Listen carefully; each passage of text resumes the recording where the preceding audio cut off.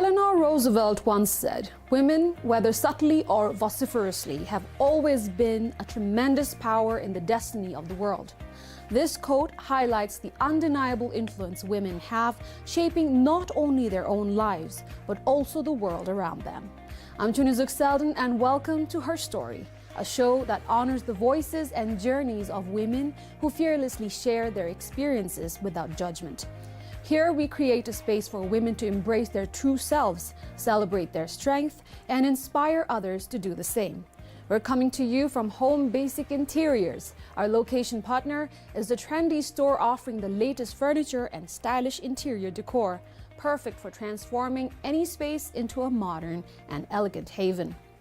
In today's episode of Her Story, we'll be joined by a panel of 4 inspiring female teachers as they share their experiences of teaching in today's world, reflect on how it has evolved, and discuss the future of education. Let's start with the introduction. With 23 years of teaching experience, 𝐸 is dedicated to nurturing scientific curiosity, teaching biology for grade 10 students at 𝐷𝐸𝐿 Higher Secondary School.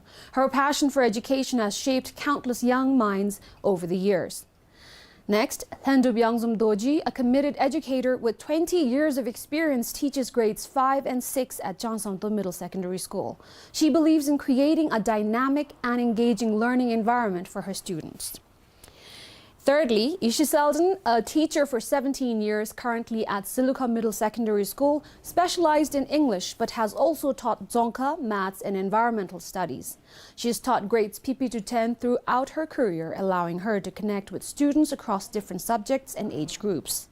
And finally, we have 𝐶𝐞𝐫 𝐒𝐭𝐨𝐫, currently in her 9th year of teaching, inspires her grade 3 and 5 students teaching English at 𝐶𝐞𝐫 Primary School.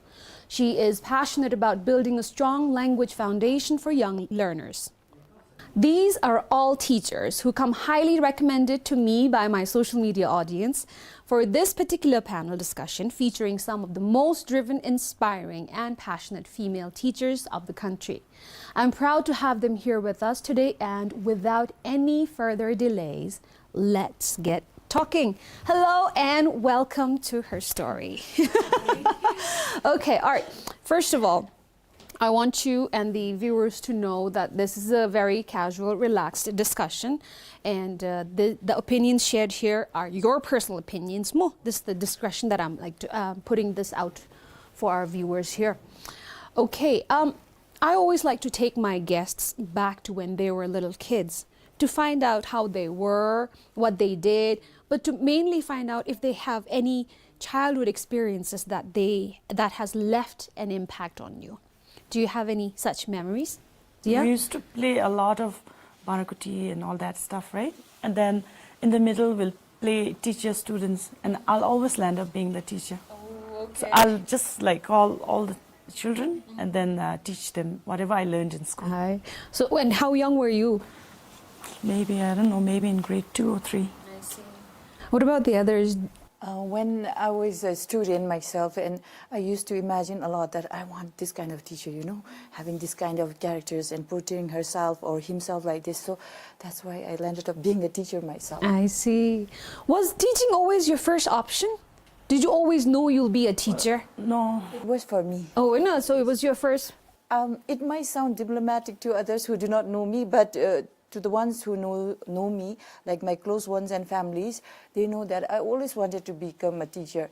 When I was a student, anything related to presentations and anything related to teaching, I always used to participate, and I used to get good grades also for that. So that's how I land up in teaching. I see, okay. Mine's a different story. I never thought I'll be a teacher. It just happened. My dad told me, for a woman, it's good to be a teacher because it's the most noble profession. And because I respect it also, and because my grandmother was also a maths teacher, so he was advising me. I was so confused after my 12th grade, I don't know what I wanted to be. But yeah, of course, at one point I wanted to be a pilot. I don't know if that was achievable, but I couldn't achieve it. But then my upper told me that you can try for this teaching thing. If you don't like it, then maybe we'll switch. Yeah. But then as soon as I got into my training thing, I loved it. From day one, I loved it. Is it the same with Ishi and Hantu? For me, I really didn't think of becoming a teacher. So after I finished my class 12, I was planning on going to India for college.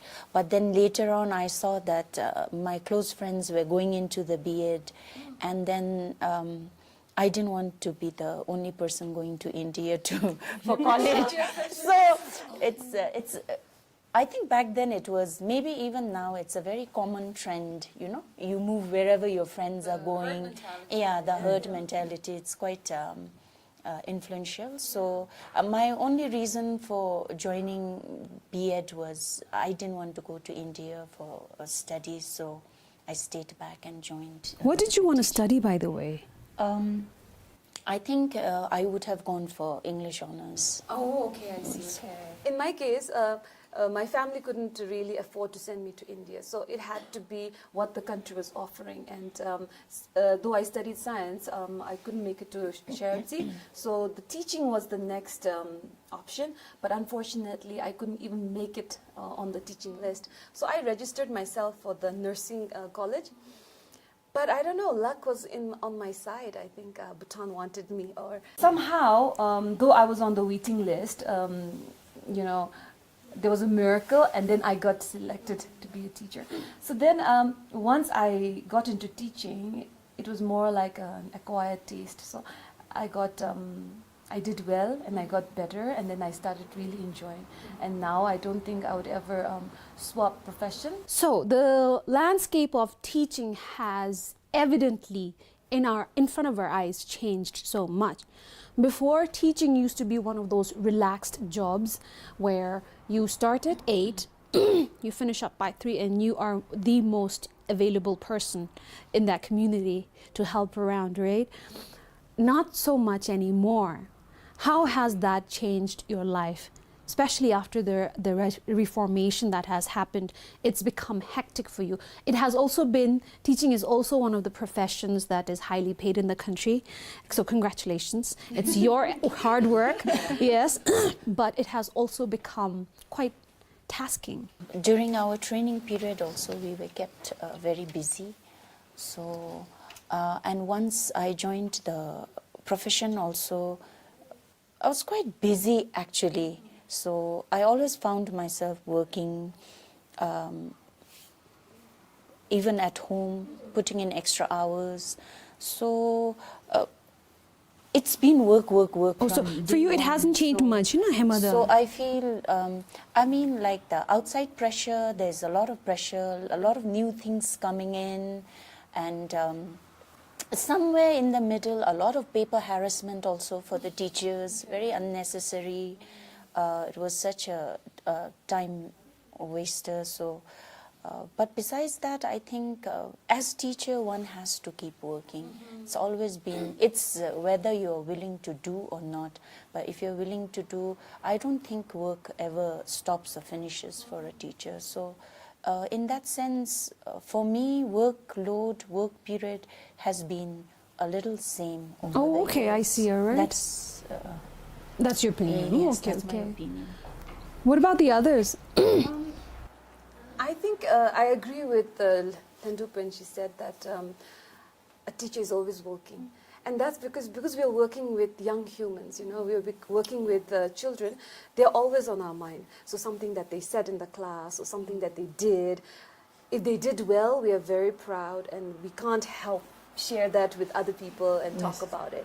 And if they did something bad or disappointing, then we're constantly thinking like, how do we change this? How do we help this kid? And it's because we are working with humans, it becomes our work is not just like something we can leave behind. It is, because we're working with humans, there's a lot of relationship in it. There's a lot of personal touch to it. So in that way, we never stop working. That's what. But I think for me, the pressure has really increased over the couple of years is because of the advancement of technology. Now classes are no longer, we are not working with pen and paper. In addition to that, we are also working with a lot of technology, and classes are being taught through using computers, projectors. So as teachers, since we did not learn that, we have to learn on the job. So therefore, in that way, I feel like it has increased. We have to like keep ourselves updated also with the latest discoveries, latest not only technologies but even the knowledge updates also, like things that have been taught 20 years back. Now they're more updated, and children, they know more than us, and they correct you. You know, nowadays children are not like us. You know, whatever we tell, like, you know, everything is wrong. So, no, ma'am, I think you're wrong. They'll correct you on the spot, and you have to be ready for that. You know, and then you go back home, then do a little bit of research, and come back, and then tell them that, oh yeah, you were right. I didn't know that, and we have to thank them. You know. So, is it difficult? Is it difficult? Because this was my next question. How has it changed for you? You definitely, now students are a lot more aware, a lot more verbal. They're very confident to speak up now. It's not the same anymore where teacher is always right. Back then there was no way we could question our teachers. Not so anymore now. Not at all anymore. In fact, it's the goal is when you go to school, you challenge the teacher. Do I know more than the teacher? How do you take that? It must be very difficult sometimes.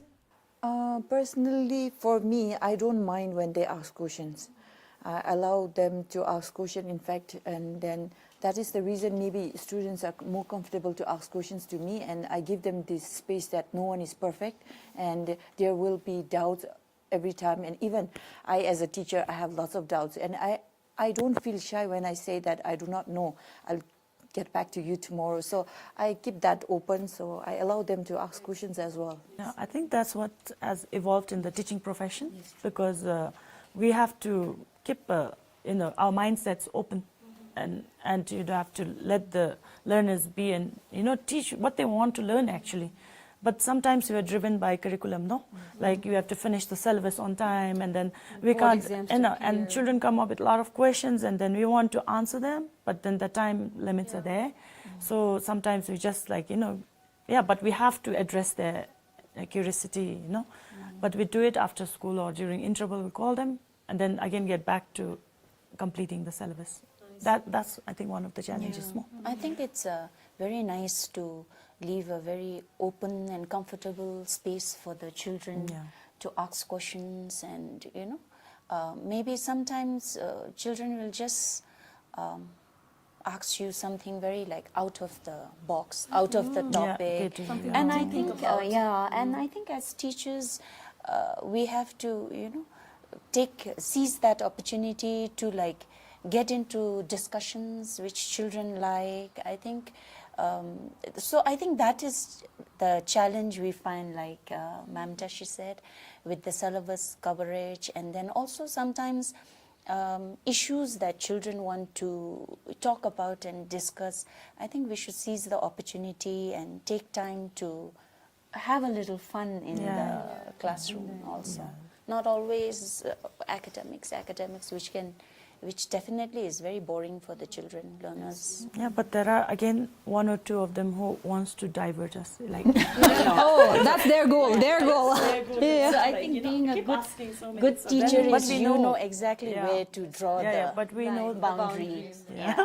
Personally, for me, it's a relief to actually shed that sage on the stage persona, because honestly, we don't know everything. And we're saying this out loud, we don't know everything. But because when you're working with little children, they really look up to you. And sometimes I feel like I can see the disappointment in their eyes when I say like, oh, I didn't know that, or I didn't think about it like this, you know. I can see the disappointment, but as I'm saying this, there's also, I can see that little triumph in their eyes, that they, oh my goodness, I knew something that my teachers didn't know, or my teacher was very happy to accept that I knew more than she did. But honestly, it's a relief for me, because it's a burden it's a huge responsibility to have like 35 to 40 eyes looking at you, thinking that you know what you're saying, and when deep down, I personally have this problem, I'm not sure about the others, but I have this problem that sometimes I have doubts, like, am I doing right? is this what I'm supposed to be doing, you know? No, it's not just you, all of us. I Nobody think, really yeah. goes in with like all answers and everything. The more I we think learn, everyone's a little yeah, bit, the more we yeah. learn, the more doubtful we are. That's what I've And the best understood thing is to about stay us. open. And True. yeah, and when we accept that we do not know certain answers, and that kind of let the children also feel that okay, when our teacher is so open and accepting not knowing things, so we can be also open to not Children knowing can things. rest. But in yeah, the but it's comfort. really important It's to like comforting also. find their answers and then give it to them, because they'll Yes, again yes. next day they know they can find it on Google, but they'll wait for us. Yeah, they'll wait for you, and then ma'am cuts it out like that. Yes, children, they'll never Google themselves. They'll always wait for you.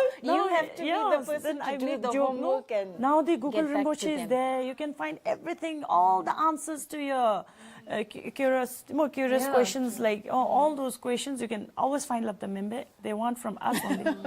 But I think also, like, as educators, I think it's a golden opportunity for us, because nowadays the answer is there. It's all about, we are no longer teaching children knowledge. We are teaching them how to gain knowledge, because there are a lot of platforms there giving knowledge, having the information. Now we need to teach our students how to extract and dissect and Which one is good? consume, which one's true, not true. Yeah. That's the challenge. So it gives us that opportunity also for us to monitor and help children look for the answers themselves. What kind of differences do you notice in the type of children that come to school now and the type of children you had when you first started teaching? If there are any differences that you notice. It can be in attitude. Yeah. Okay. I mean, like, I remember a decade ago, students had so much respect. You were almost like God. They would not question you. They would not judge you. They would take you for whatever you said. And now we have students who are like, Prove yourself. yeah, exactly. And they come from families who have raised them that way. They are raised to question. They are raised to ask, and then they are raised very opinionated. That's the huge difference I noticed. Children in the past didn't have opinions. Like, if the teachers said, the sky is green, probably they would agree, and there would be no doubt. Nobody would question.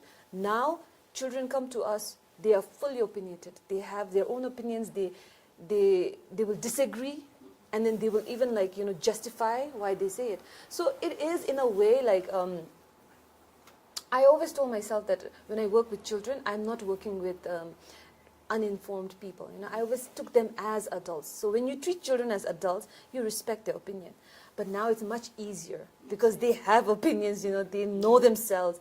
They know what they want. Yeah, actually it makes class interesting also. When you have some children asking you questions, and it ignites your passion for teaching. Yeah, And then the class you gets become so interesting. you want to tell them so many things, and that really excites.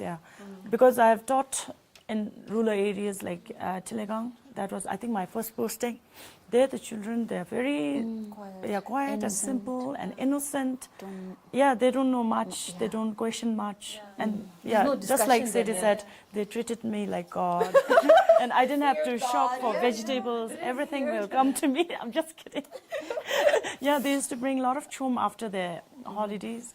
So I used to be so grateful for them. To them, Then I went to Tindu. I taught there for 3 years. There also, the disciplinary issues were not there. That's one thing I saw in the remote schools more. Now, well-behaved is a very dynamic term. What was well-behaved a couple of years ago is not what is well-behaved now. Yes. And personally, I enjoy when children question me. I mean, of course, there should be courtesy. They should be polite the way they question. And as an English teacher, this is what I'm very passionate about.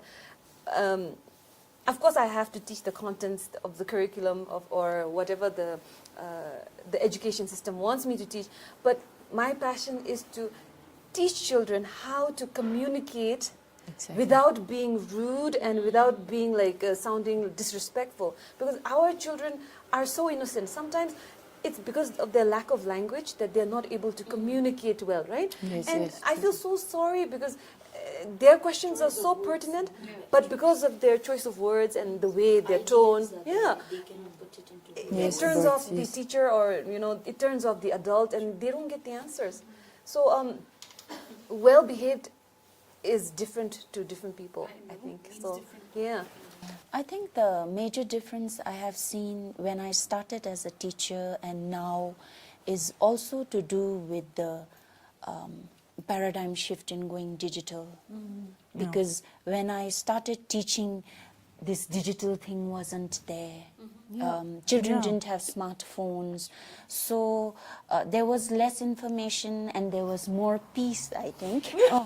There's But more now- distractions now. Now Yes, more distractions. now yeah. there is so much information, too much in fact, that the learners don't know what to do or what to make of all those information. So I think it's a very confusing time for them.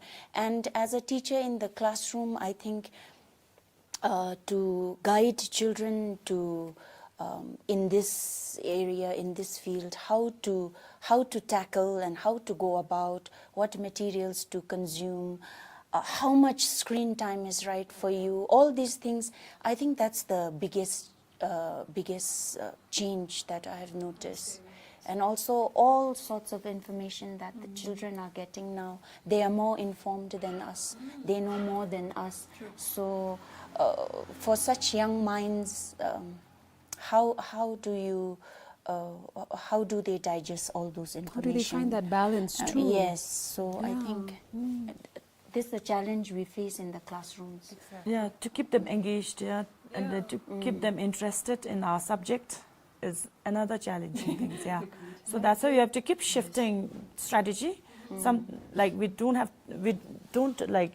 keep them long inside the class. We have to just they take get them restless and all. out. We have to take them out. We have to teach them outside sometimes. We have to change the location. Then that's what I found more, that they learn most from because I'm a biology teacher, they learned mostly from nature, outside.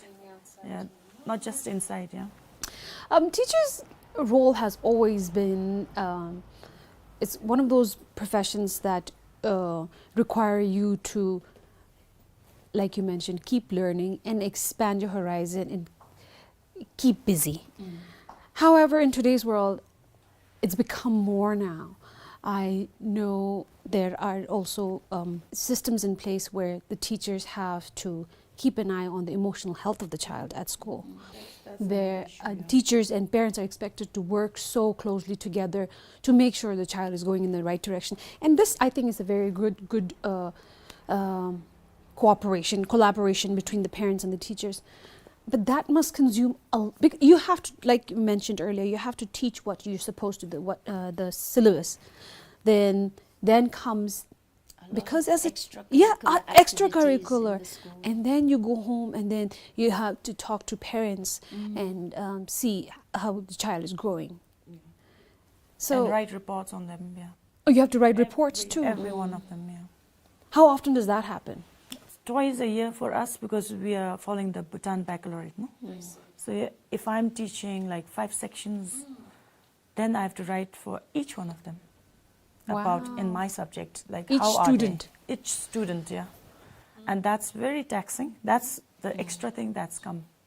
Otherwise, like our traditional thing is like you just, correct their papers, give them mark, and whether they're pass or fail, like it depends, right? We can't do much. But then in this thing, we have to see the child grow in my subject, and likewise in all other subjects. Then all 11 subjects, all 11 subject teachers have to write on each individual child, and that's like stressful. And then we do it because I'm a mother. I do all the cooking and all that. I get home by 6:30 only. Then I go home, I just rest for half an hour. Then I start cooking and all that stuff. then feed my children like dinner. Then after 10, I start working. And how long? 10, 12, and say, I can't sleep now after 12 today. You were saying you get home by 6:30. What are you doing? Because classes get over by 4 or 3. Also, correction. 4:30, because we have, with the Bhutan Baccalaureate, we have sports class, then we have aesthetic class, we have mentor-mentee, we have additional class beside the regular academic classes like the usual schools. Then after 4:30 late, then sports. If kids like any kind of sports, then they just go, and then we have to be there. Is this the same? Is the schedule similar for everybody?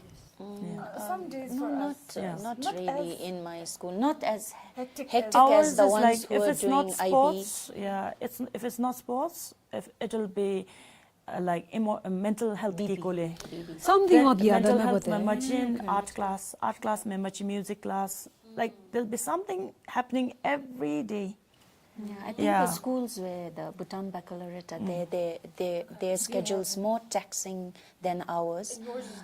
Not that ours is lighter also. We do Ma'am, have lighter, but definitely we don't, not. We don't stay that late in school. We have schedules. So some months we'll be working on sports. So only the sports people, the children participating in the sports, and the teachers that are affiliated with the sports will be there. Then some other month it'll be probably cultural, and then the cultural team. Same things will go on, yeah. The new things that are coming in are very good, but to really implement these and put it into good motion, I think we need smaller classroom size, because like in BB, if you have to write a report for each student, Yeah, like Ma'am one Tashi time has I to, had like I think the 40 smaller students. classes, classrooms would really help, and we'll be able to deliver quality also. So makes a huge difference, classroom size. The irony of the thing is the situation right now is like in the remote schools, the number is so less, and the pressure is too much here. We have like 40 students in the class. But Tashi, I should tell you as a parent, because my daughter studies in the Shincholing Higher Secondary School, I love and I enjoy reading her reports. Each subject teacher writes like about a couple of paragraphs about my daughter. And the other thing about teaching that I sometimes fear is that I'm doing so much for someone else's kid, and I'm doing absolutely nothing for my own kid. I know that's very selfish of me to say that, but everybody feels like that. All the teachers say yes. But when I get these reports at the end of the term and read about my daughter and the things that the teachers have to say about my daughter, I realize sometimes like I don't know my daughter as much as my teacher does. And I'm so proud of all the achievements that she's made, and which I would not know if the teachers didn't put it in that report. And when I see that, I would love to, my school is not a Bhutan Baccalaureate school, but then, of course, we have picked out some good practices like the mentoring, those things we also inculcate. I would love to write reports for my parents as well, because genuinely, Tashi, I really am happy to read my daughter's report, and please pass on my, that sentiment, to the teachers, because And also the appreciation. I want it done away with, say. now that you're explaining it, I can totally see, she's But teaching the 5 impact sections. is really good, because then when you give those reports, then you have the parent and the teacher, student together, and then we have to tell. But that, in reality, we could do only one time. We couldn't do it in the term 2. Term 1, we could do it successfully. And I thought the impact was really good, although it was like so taxing for us. But it was good because some parents, they cried also in front of me. Yeah, When they found out about their son, what they were actually doing in the class, and How does that make you feel? Oh, I was nervous, obviously. Not only that parent, the one who was in line also started crying. So what would I do? I was like so nervous, and I said, it's okay, like that. I couldn't say anything. So The impact also, I think. the impact was good, because then go it through brings so you much. closer.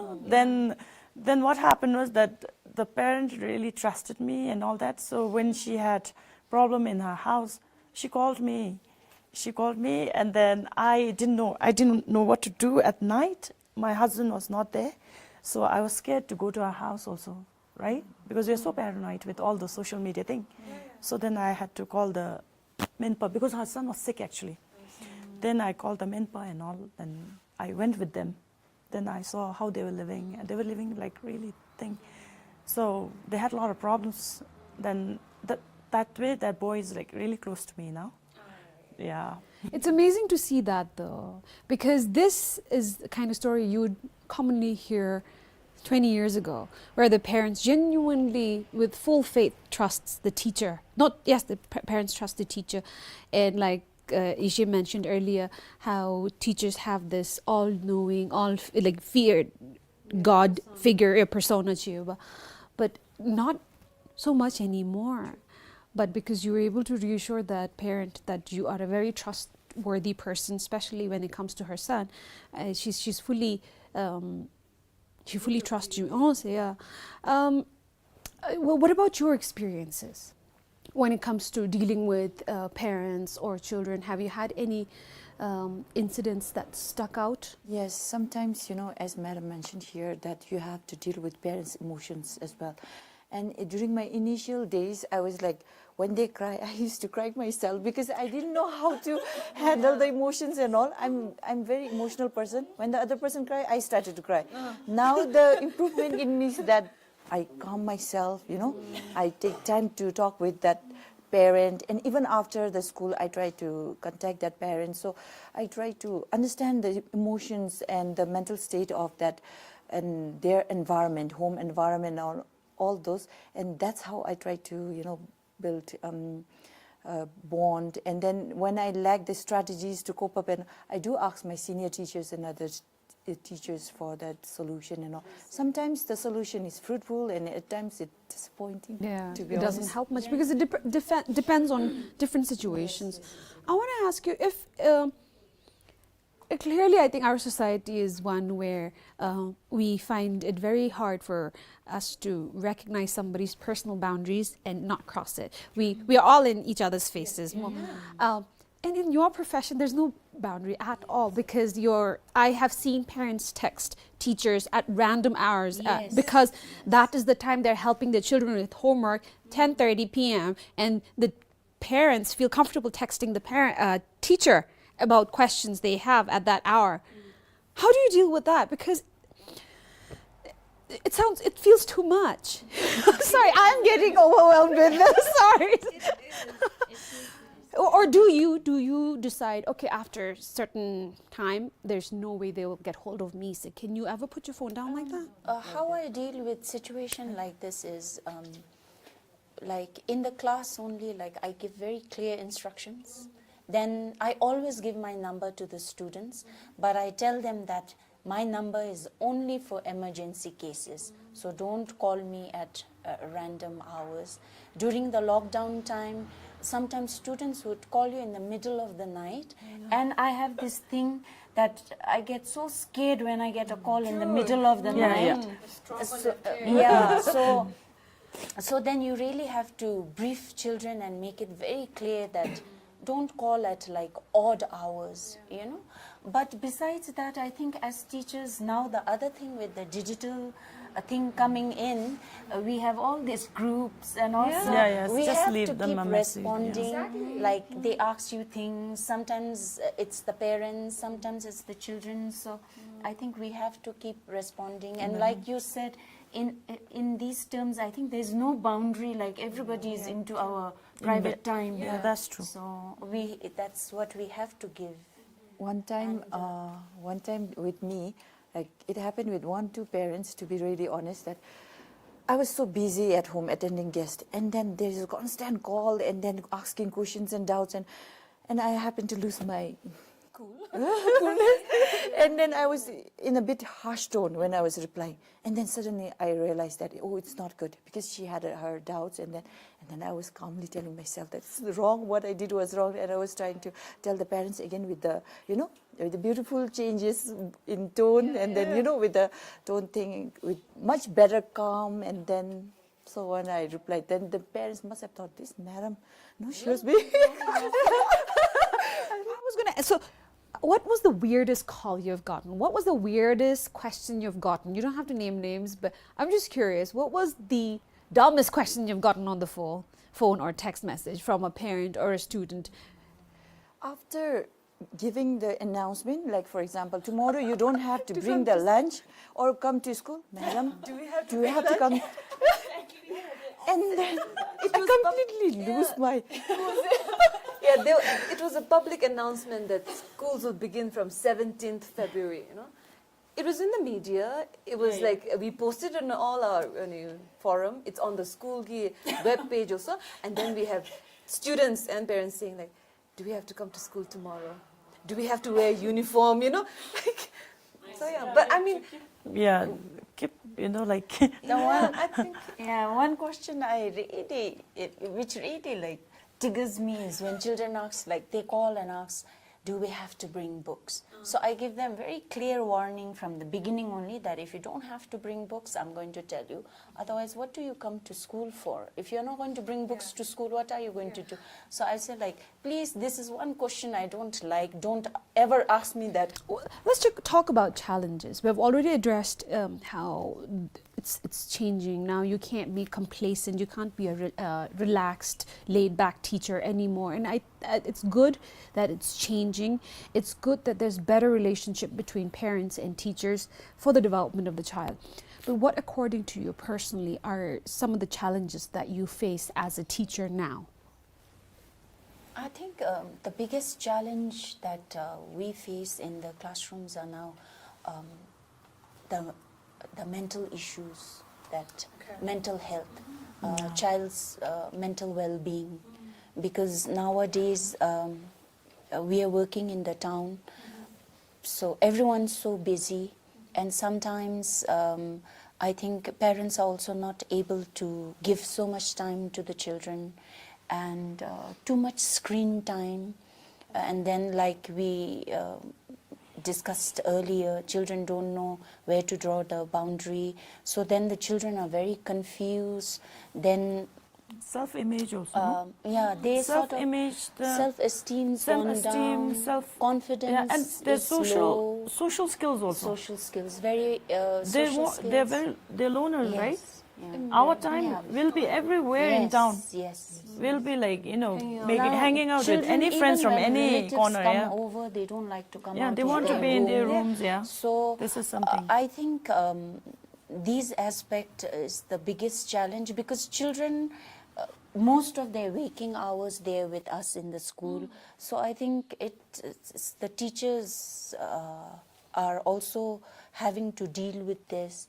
And then the parents always again call or come to school and seek help, because sometimes I've had incidents where parents approach and they ask you for help because they say their children, they listen to you, they don't listen to us. So we kind of have to intervene again. So these things are there, and I think a good partnership with parents is good. Then the community, the neighborhood, everyone has to mental be health's involved, now become I a think. big issue. Yeah, more, Because- even physical health also, I would say, as a sports more lover. Because now they don't move, they are so inactive they're with like the phones. almost couch potatoes, Yeah. right? A And little then bit they walking don't have and they are muscles tired. also. And their muscles are like, I don't know if they have any muscles also now. I They think, just fall off in the resilience. assembly. They don't have much. Resilience Yeah, also. not Children all, are but not resilient most. now. With most. small things they are So- upset, hurt, then I don't know, depression, social anxiety, anger management. We didn't even hear about these things when we were students. But now children know all this. Like children as young as class 4 tell like, Madam, I have social anxiety. I'm having a panic attack. And we you know? can't, like, another thing is we can't correct them, we can't scold them, we can't beat them. Sometimes we are quite helpless also, for some cases, you know. Sometimes and thank we God, excuse ourselves. counselor, no, because counselors are there, we can just refer more. We need everyone Otherwise, in. Like we need all the help we can get, like teachers, parents, Amen. neighbors, the community, whoever. Like we say, it takes a village to raise a child. So I think everybody has to be involved if we want our children on the right path, right track. And children have it really Yes, all tough, hard this time, yeah. I mean, as adults, it's very easy to undermine their experiences. And children, like you've mentioned, they have it really tough. They're not as active, and the fact, just that one fact alone, brings down a lot of the child's well-being, whether it's physical health or mental health. And they go through so much, and they either have you to rely on or the parents may. And it is important for both the parents and the teachers to come together to work on this, so that the I think children... more than the teachers, I think the parents. I think this is More than again, because the upbringing, right, will be there for in their lives for just like maybe 3, maximum 5 years, but the whole time it's with their parents. No? Because the children, when they're with you, their time is structured. They have a schedule they stick to, and schedule and structure is really important for children. yes, I think However, it's when they go back that is when it goes a little... Yeah, some of the homes are not even safe for them, you know, like it's very, that's one thing that's disturbing in our profession, is like we hear, get to hear stories of children being abused and all that stuff, and then their home, which is supposed to be the safest, is not safe at all. And they, you know, like sometimes they call us and they say, can we stay with you for one night? You know why? And all, like there's sad stories, yeah. And those are disturbing. If it was just teaching, right? We are so passionate. Yeah. We would have I taught don't with think all our there's life, any our problem heart, with yeah. the But teaching part, to no? deal with Certain all teaching. this, and also we Yeah. have to do a lot of administrative work also, no? Yes, Like yes. report writing and additional leisure, but And at which the is not same audited, time- which is not audited. Like what we give to the government is like how many teaching periods we have in a week. That's exam results. That's it, and nothing of other stuff that we do The goes midnight in. Yeah, calls don't feature there. yeah, those are not audited. So Also, that's why I think teachers are saying it's so stressful. It and all is. that, yeah? And personally, I mean, I don't know about you guys. You all look very confident when you're saying this. But for me, the greatest challenge is myself.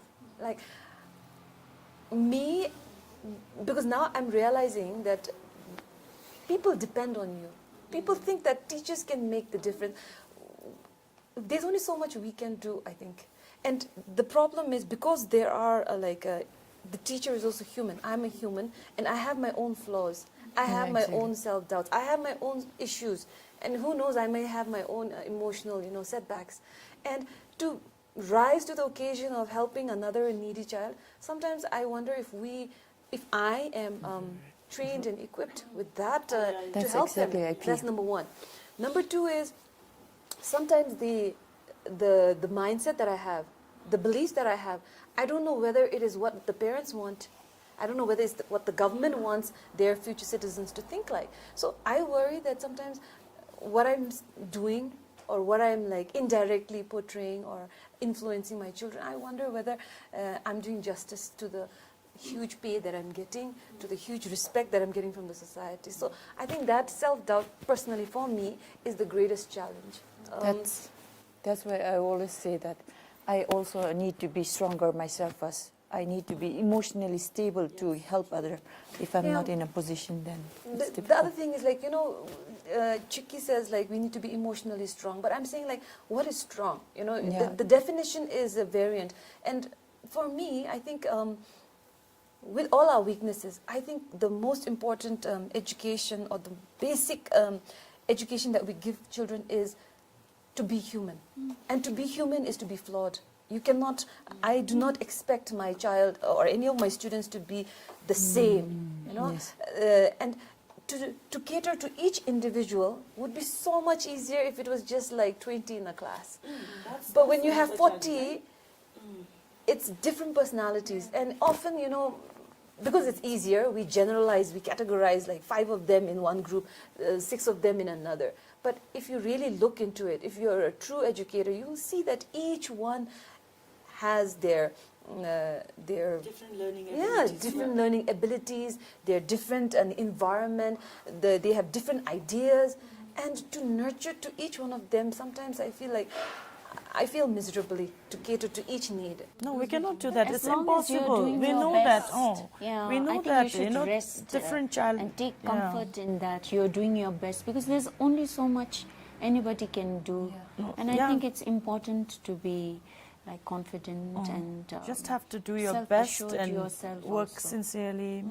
Then And when we have this kind of, thoughts in our mind that we are not able to cater, and we try to do so much that sometimes we forget ourselves.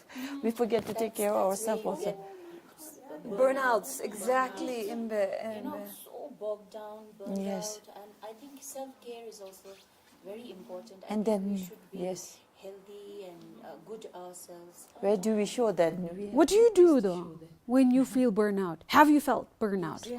All of it. Okay. What do you do? Every year. One time when I felt overwhelming, I couldn't control my emotions. Like I said, that I lacked certain skills to, cope up with my emotions. It was one of the days where, I was having free period, but at the same time, so many things were going on, and I just went to one of the corners, and then I cried there. In one of the corners there. I was in my free period, so I went in one of the corners, and I actually did not want anyone to see it, but one of my colleagues saw it, and she came here, and she was asking, and then again, overwhelming, and cried more. I know. Then you cried I together. try not to take this home, but sometimes, because we are human, we have to take home. So sometimes I take home. To keep work at work. Oh, you bring it home. And Physically also we can't, and mentally also we can't. I know, I guess it again comes back to my own discipline, organizational skills, which I lack, which I'm not very good with. So I carry books for correction home. And the ideal scenario would be to stay in the school and finish it yes, there. yes. But unfortunately, Yes. I have, young kids who, if I stay in school, they will be, in the playground, they will be in the wind, So because I have to take them back home with me. So I take my correction back home. So physical labor I take back. Then after that, the next class or reflection on today's class, what went wrong, what could I have done better. So there is that. But it would be so much better, I think, with teachers, and I can clearly see the three of them are that, having that confidence that there's only so much we can do, and I'm doing my part.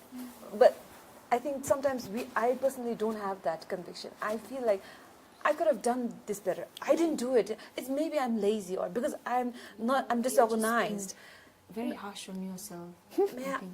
You should, you should make some allowances for yourself also, because you're also allowed some. But Linda, This I have learned sometimes lately. you just can't take out time because I've always tried different strategies. I thought okay, after 4:30 I'm not going to do anything, right? I'm just going to go home and do self-care and join a gym and all.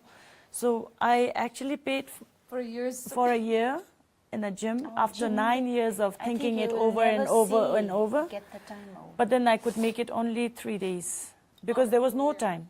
6:30, I'm home. Then after that, I have to attend to my kids, right? So there's no self-time. Me time, self-care time. So we have. So none of you have, do you have anything, a time period where you do something for yourself?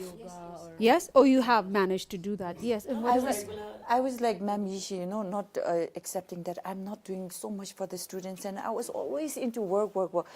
So much so that my family used to say that, okay, try to differentiate your work and then, family life. I used to take everything at home. And then recently, so many things happened that I couldn't take it to myself. Then I said that, okay, now I am losing my mind, not giving peace to my mind. So I need to take care of myself. And that's how I joined Zumba class now. And I am being one of the regular. Good for you. I also have, this year particularly, I don't know, maybe it was some sort of, awakening. Yeah, awakening that I had. I'm sure there were a lot of circumstances that led up to this awakening, but This year I have really taken out time. So 1 hour a day I take out time to go to the yoga class that 𝐤𝐢𝐭𝐡 Center does. And also I have now started, when I come home, I tell my children, my own children, that mommy needs about an hour where I don't see you. If you could just leave me to, Or I would go into the bathroom and be like, I just need this time where there are no children breathing near me or like, I'm so sorry, but honestly. No, but that's like, important though, and we deserve that. It's very few people manage to articulate it, and it's good that you do. By the way, do you get that at home? I do. My children are such angels. Honestly, I don't know how they were raised, because I sometimes feel I did not raise them because I've been busy raising others' kids. No, but honestly, like I just have to tell my children that mommy needs some time. Mommy needs some alone time where, like, even the air is still. So my children will leave me to my room, and then they'll go. Unless it is like there's an emergency, they don't interrupt me. So I get that from my children. But of course, they're much older. My youngest is 9, so they truly understand that. So this year, 2025, has been very good to me. I mean, it's only February, but it's been good. I've been making time to do this yoga, and definitely I think That's really good though. I think it's important to prioritize health, because if you lose it, then the others are gone down the drain. Have you guys? I don't have anything as of now. This year I want to work on my self-care more and work hard also. I think When in school, work hard, but when I'm home, I want to relax and then, Enjoy hard. I don't want to stress myself too much. Self-care does not necessarily have to be in the gym. To be very honest, self-care is that quiet time, that 15 minutes in the kitchen where you're quiet and no one's bothering you, or you're watching your favorite show. It can be that.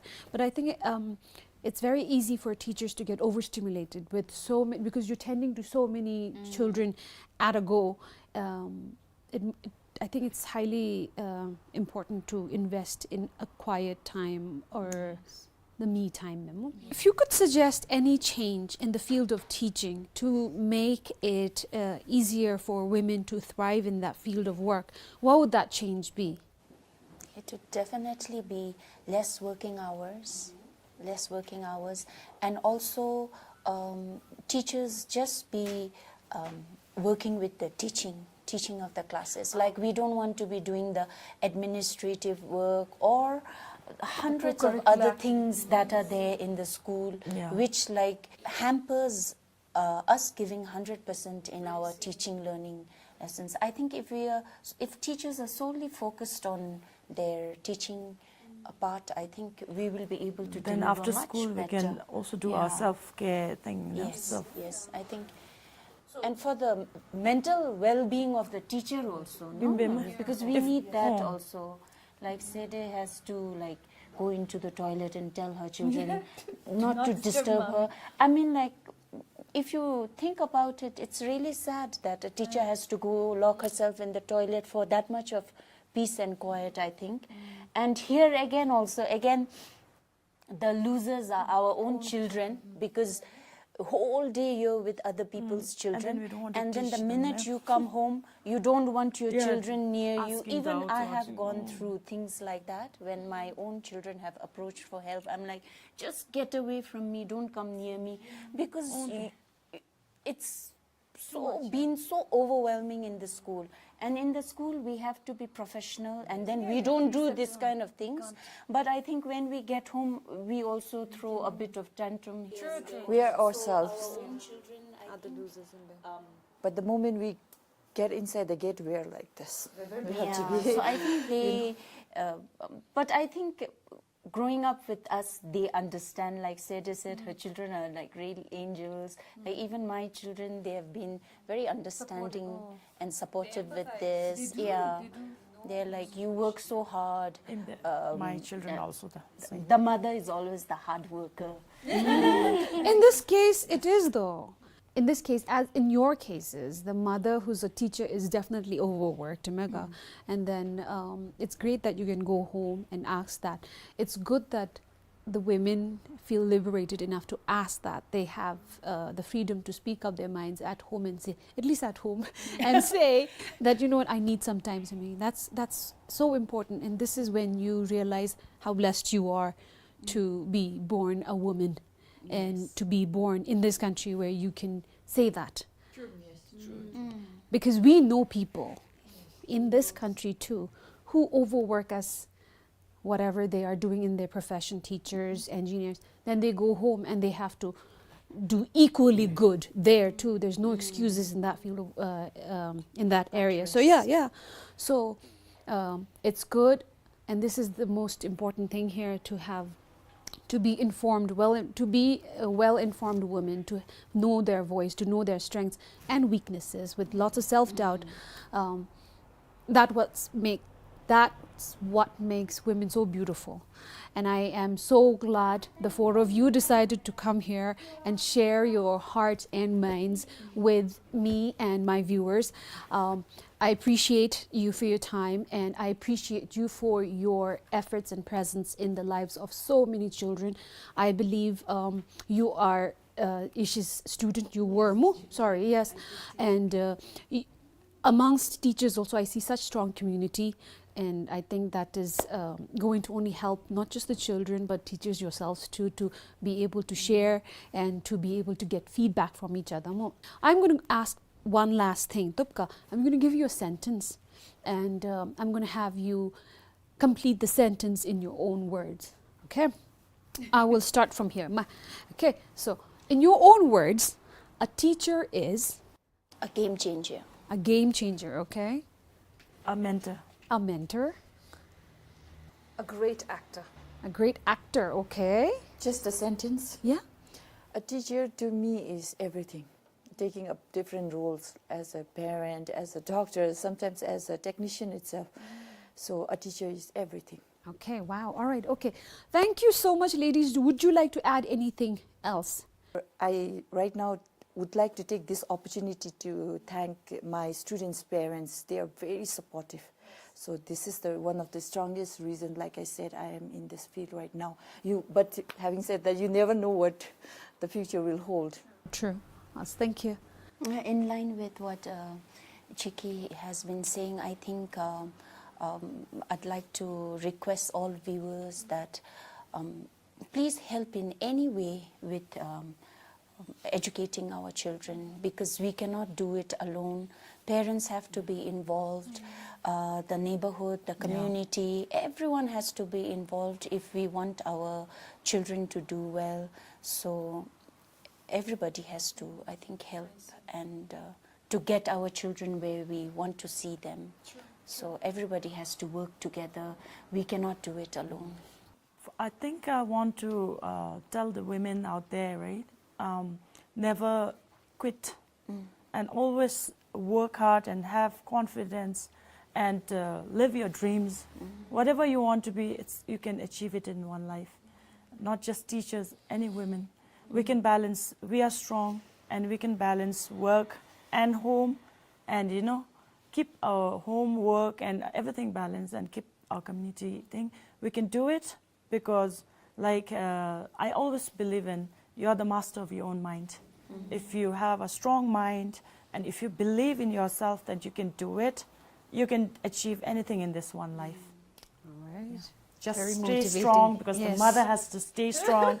If the mother is weak, then the whole family It will crumbles, collapse. The mother has to be the Hold the strongest. fort.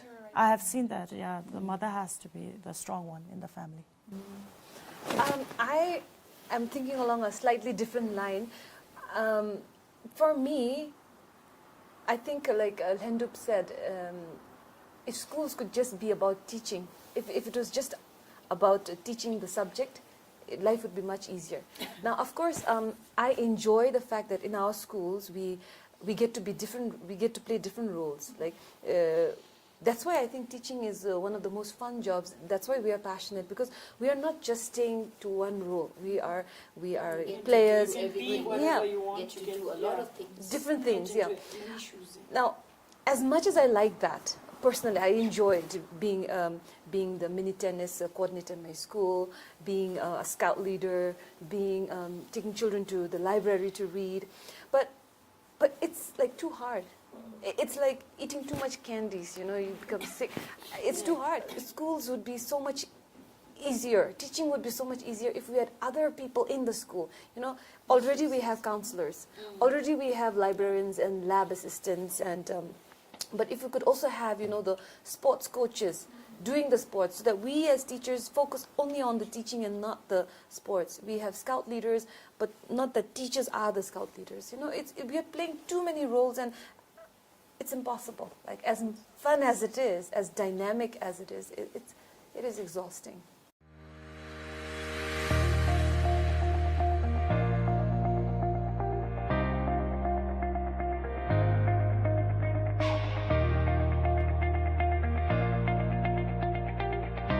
The most rewarding part of being a teacher is whenever my parents wants to enroll their child in my class, and whenever my students request their parents to, you know, ask for admission in my class. So that's the most rewarding for me. I'll say this from experience. The most rewarding experience for me was in the year 2021 when I was teaching class PP, and at the end of the year my students were able to read and write sentences.